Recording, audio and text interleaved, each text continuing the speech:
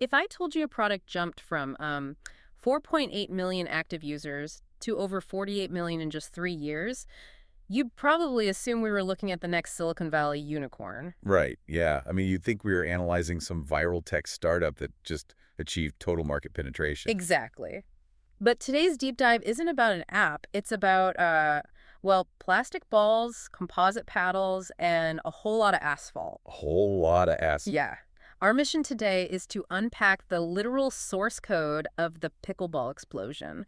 We want to figure out how a makeshift backyard game from 1965 mutated into this, multi-million-dollar cultural juggernaut. And to understand that code, you really have to look at the original Bainbridge Island beta test. Yeah. The founders, intentionally engineered an incredibly low barrier to entry. Right. The gear is under $100. Exactly. And you're packed onto that tiny 20 by 44-foot court. Which is so small. It is. So that physical proximity forces continuous conversation. It just naturally breeds an instant, intimate community. I get the low barrier to entry, but throwing a frisbee in the park is cheap and social, right? And it hasn't sparked national turf wars. Yeah, fair point. So there has to be something inherently addictive about the actual mechanics keeping these millions of players hooked. Well, it really all comes down to the structural genius of the kitchen. The 7-foot non-volley zone. Right. Since we all know how the kitchen restricts volleying at the net, we have to look at how that single rule fundamentally alters the meta of the sport. Oh, right. It completely neutralizes brute downward power. Oh, totally. It forces everyone to play the geometry. It creates this fascinating reality where a patient 60-year-old accountant who has mastered the angles, can systematically dismantle a 20-something former college linebacker who relies purely on muscle. And that complete democratization of skill is exactly why the physical infrastructure is just buckling right now. I mean, when a 12-year-old phenom like Anna Lee Waters can achieve a #1 world ranking... Right, and build a $3 million net worth. Yeah. Playing the exact same game as retirees, you suddenly have literally every demographic flooding the parks all at once. Which leads directly to the intense suburban turf wars. We're looking at an estimated $855 million deficit in court availability. Just to meet recreational demand. Right, just for that.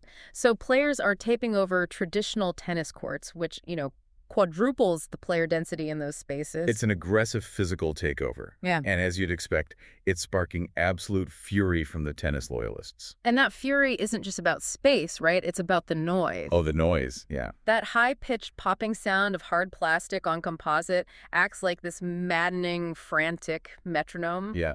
Neighborhood associations are actually pursuing litigation over it. It even drags sports personality Bill Simmons into a bizarre internet controversy. Right, he was somehow misidentified in a viral video of a physical fistfight on a public court of all things. Which he had to publicly debunk. So what? But he used the moment to totally bash the sports noise.